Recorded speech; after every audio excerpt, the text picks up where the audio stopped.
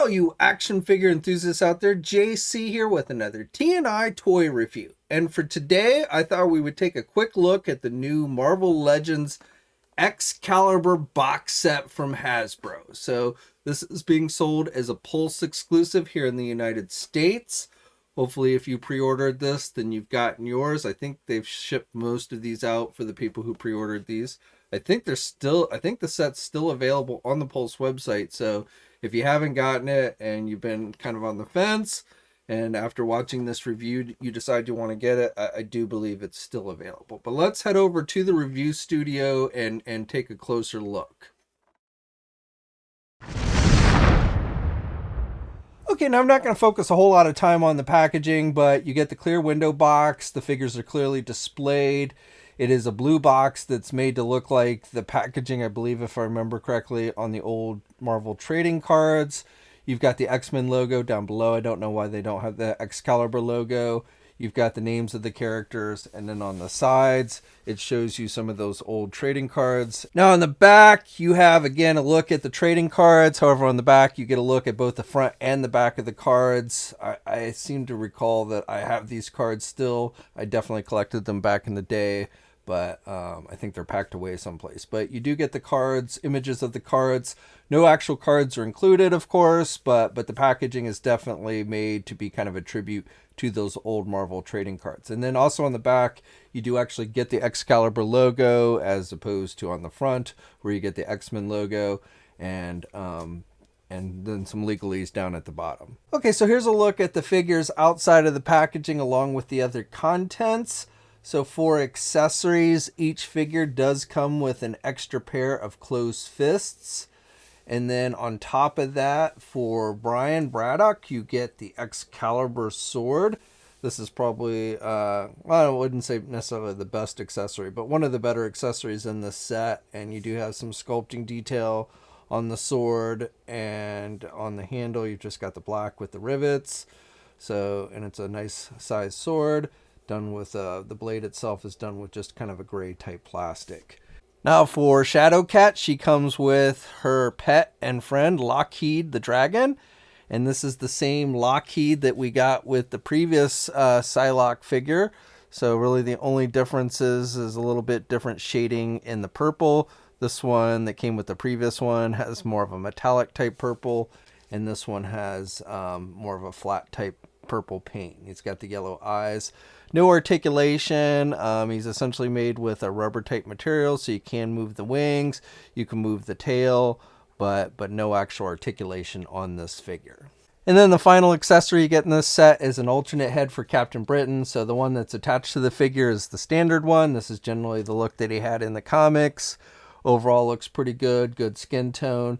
You know, the mask pretty much completely covers his face. The eyes are whited out.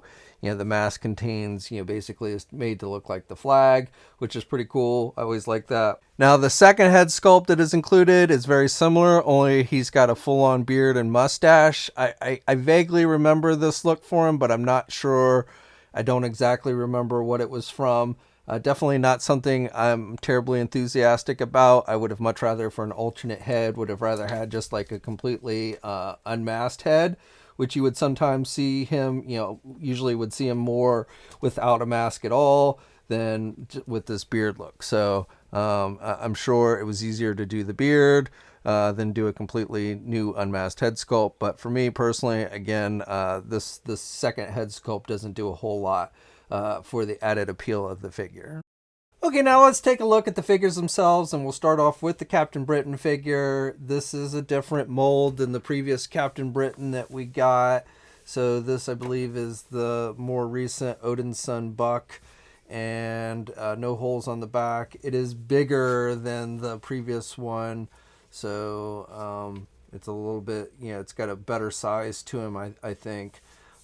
I like the look of this figure as far as the costume goes, but this is his more traditional classic outfit that he wore back in, when he first started out in Excalibur. He's had a couple of different looks. The costume has, had some modifications to it over the years, but you know, this is pretty much the classic look.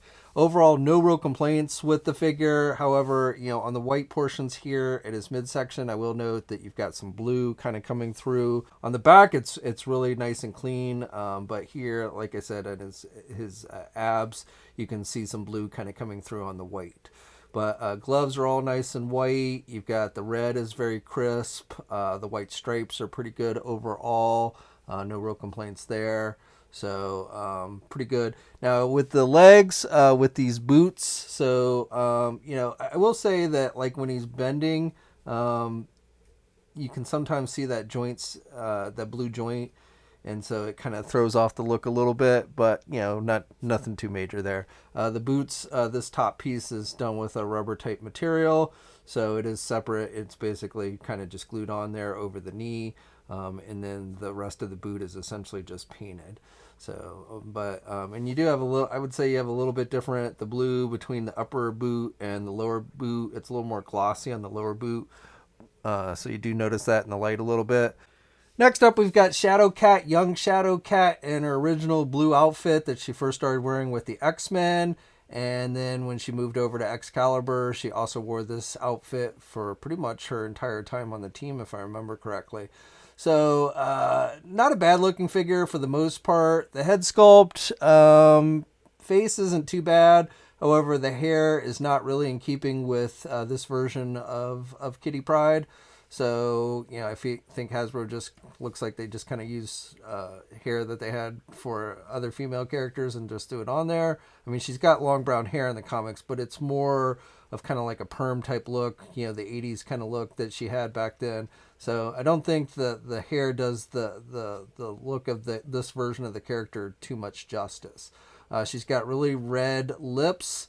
The mask is sculpted on there. The eyes look pretty good for the most part. No complaints there. The collar is done with a rubber type material. You've got the dark blue for upper shirt, and it's kind of baggy on the arms, which is in keeping with how, you know, it looked in the comics. She's got the blue gloves.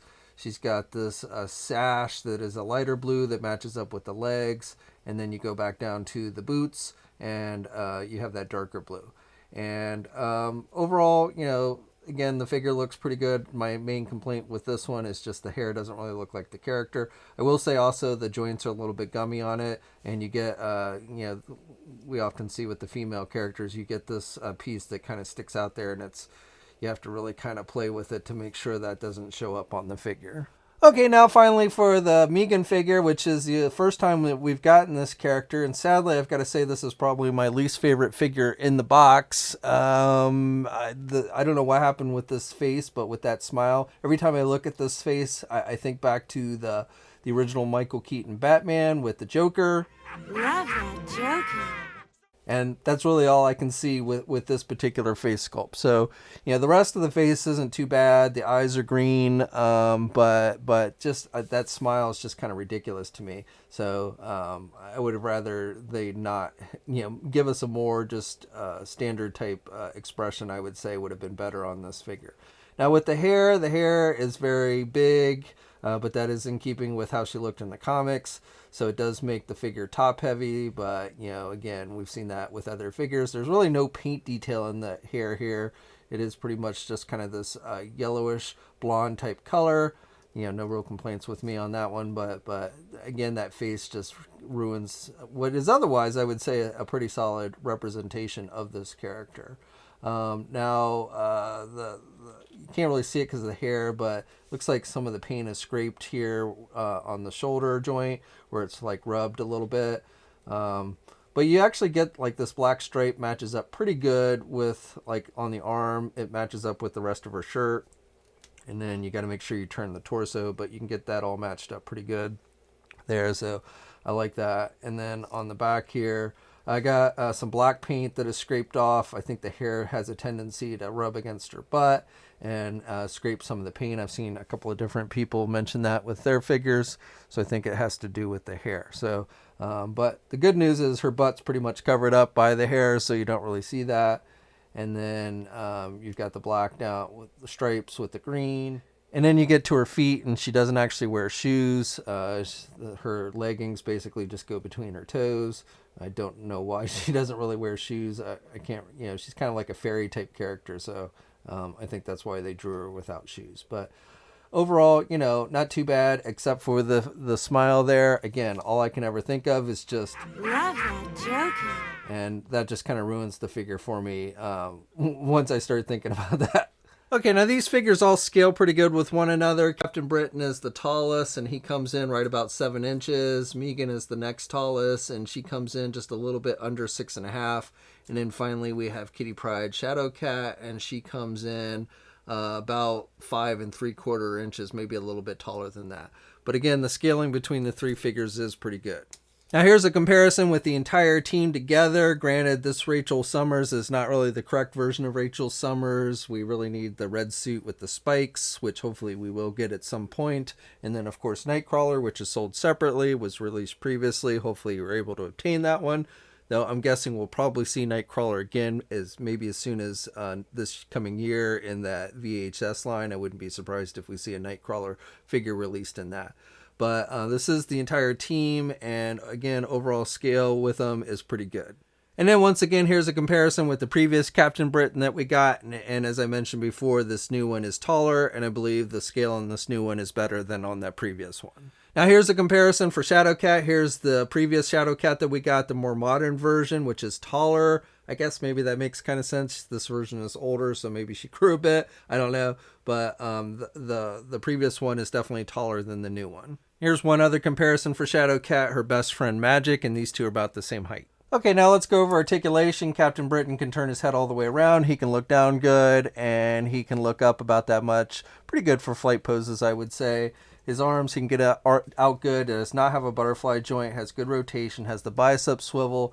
Has the double hinged elbow, so he can bend his elbow pretty good. You get rotation with the hands. You get the hinges, so up and down movement. You get an ab crunch joint, so he can crunch forward good. And he can look back about that much, so pretty good with the back movement. You get the waist swivel with the legs. He can do the splits about that much. You can get the leg forward good, and you can do the leg out and back. You get the thigh swivel. You get a double hinge knee, so good bending there at the knee. You also get a swivel. You get hinges on the feet, so up and down movement. And you do get ankle pivot with this one. And of course, 2 peg holes on the bottom of the feet. Meggan, you get little head movement because of the hair. She can turn her head to the left and the right, but she really, she doesn't get much in the way of down movement or back movement. So good luck on getting any kind of flight poses. She can get her arm out good. Also, one thing I want to note here, I just noticed this.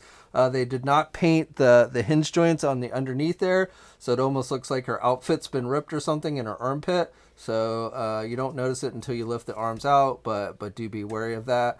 Don't know why they didn't paint that, because it definitely looks kind of off. Of course, it's a female figure, so you only get the single hinged elbow. She can bend her elbow that much. You do not get a bicep swivel, but you get the rotation at the elbow. You get the rotation with the hands. You get good up and down movement there. You get a rotation there at the midsection, but you don't get an ab crunch. You can pivot to the left and the right a bit, but she can't really crunch forward or back too much there. She does not have a waist swivel.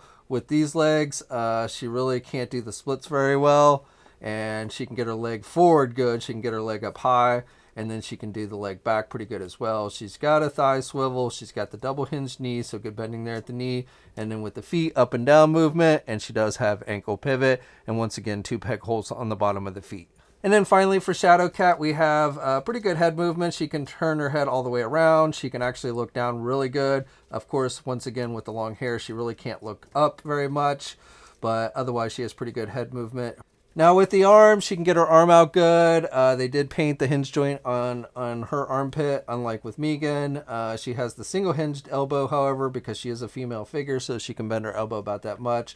No bicep swivel, but you do get the rotation with the elbow. You get the rotation with the hands. You get the up and down movement. You get a midsection joint, but no ab crunch, so she can rotate, but no back or forward movement there. No waist swivel. With the legs on this one, she can do the splits about that much.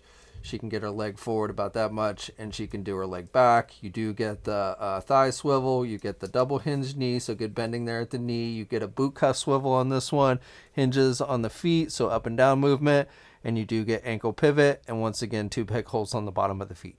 Okay, so that's my review. And I got to say, it's not a perfect set in any way. I definitely have some issues with it. It is Excalibur, though. So if you're a fan of the original Excalibur comic book series, you probably are going to want to still get this one, even with some of the problems that the set has. My favorite figure is probably Captain Britain himself. Even though we've already gotten Captain Britain before, I do like this new figure over the previous one that we got. My least favorite figure, however, is the Meggan figure because of that smile and the whole. Love that joking. It just really bothers me that they kind of mucked up the figure like that. Also, you don't get a lot of movement with it. You can't do much with her, and she's also very top heavy. Though I understand with the hair that it's hard to kind of overcome that. And then the Shadowcat figure, not perfect. I don't really like the hair, the way they sculpted the hair on this one, but otherwise it's a pretty solid figure. And this is really the look I think of more for Shadowcat than like the more modern version that we got previously. Now, of course, if you missed out on the Nightcrawler figure, Nightcrawler is not included with the set, unfortunately. However, as I mentioned before, I wouldn't be surprised if they re-release him as part of that X-Men Animated Series VHS line. I definitely would have some cell shading to it, but I definitely could see him getting re-released there. If not there, then at some point, I think we will see Nightcrawler again. What I'm saying is I probably wouldn't recommend that you go to the secondary market. I think this figure is running at a fairly hefty price these days, but I wouldn't be surprised if we do see it again in the near future. And then, of course, the Rachel Summers figure, we got that old one, which wasn't a good figure to begin with, but was with a more modern look. We definitely need her red jumpsuit with the spikes and everything, which Hasbro has indicated that they're working on. So, we might see that at the end of next year or maybe in 2023. So let me know your thoughts about this set down in the comments section below. Like the video if you're so inclined, and hit that subscription button if you haven't already. I'd really appreciate it. And hit the bell notification so you're alerted every time I upload a new video. As always, guys, stay safe out there, and until next time, I'll catch you later. Hey, thanks for watching today's video, and be sure to subscribe to the channel if you haven't already, and hit that bell notification so you're alerted every time I upload a new video. And be sure to head over to the Toy News International and Marvelous News message boards communities. It's a great place to talk toys and win cool contests like $100 store credits to Big Bad Toy Store. And remember, action figures are great.